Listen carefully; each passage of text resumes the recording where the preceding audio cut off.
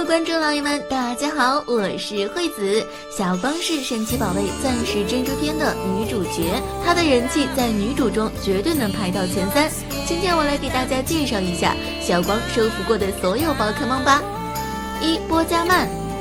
波加曼是小光的初始神奇宝贝，在真沙镇，小光作为新手训练师前往山里博士的研究所领取属于他的神奇宝贝。在等待的过程中，波加曼和小火焰猴因食物而吵架，而从山里博士的研究所逃出。接着小光再从阿里多斯的网中把波加曼救出，于是二人结缘，一起踏上旅行。波加曼是小光队伍中对战的主力，在他的努力下，小光获得了神2地区的多枚奖章。之后虽然多次表现出进化的迹象，但却迟迟不愿意。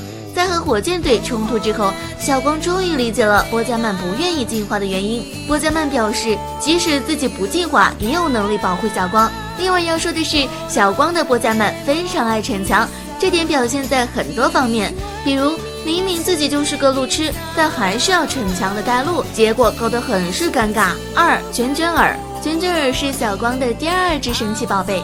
小光刚刚开始冒险的时候，一直希望能收服一只卷卷耳，所以真的收服之后非常珍惜它，经常带着它参加各种华丽大赛。而小光能收服卷卷耳，也多亏了皮卡丘，因为卷卷耳喜欢皮卡丘，所以小光才有机会收服它。在队伍里面，卷卷耳非常乐于帮助别人。在帕奇利兹因为储存太多电器生病的时候，卷卷耳会把自己的背心给他穿。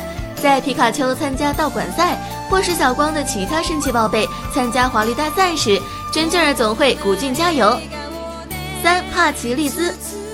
帕奇利兹是小光的第3只神奇宝贝。小光在一开始虽收服到了它，但在帕奇利兹大肆捣乱之后，小光对自己产生了怀疑，于是将帕奇利兹放生了。后来在认识到自己的错误，想要重新收服它的时候，武藏却先一步发现了帕奇利兹，并准备收服它。打败了火箭队之后，小光重新收服了它。刚开始的时候，帕奇利兹非常的不听话，经常放电，把小光的发型弄得乱七八糟。但是在跟随小光一段时间之后，他调皮的性格也开始收敛一些，也不再把小光的头发电焦。值得一提的是，他参加的第1次华丽大赛是非正式的，小光拿着他一路晋级到决赛，决赛的对手是小只的长尾怪兽，但最终失利。4. 象牙猪。象牙猪一开始还只是一只小山猪，虽然看起来很小，但是食量却大得惊人。此时的小山猪还算是比较温顺的，但是进化成长毛猪后就变得有些叛逆了，经常无视小光的命令。进化成象牙猪后更是变得十分狂躁，甚至有时候会攻击小光。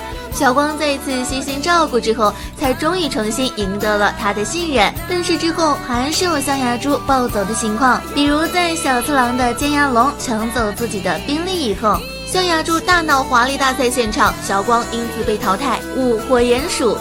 这只火鼹鼠首次出现时还是一颗蛋，小光在成都特展遇见了群英，群英把他的蛋送给小光当做胜利的奖品。后来他在小光面前孵化成了火球鼠，火球鼠的性格也算是暖男的那种，他会在训练家沮丧的时候给训练家加油。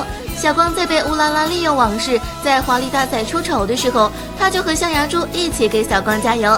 因为从小培养的关系，火球鼠非常喜欢小光，即使是出身很多天后，依然和波加曼争夺小光的宠爱，这让波加曼很是吃醋。6. 波克基斯。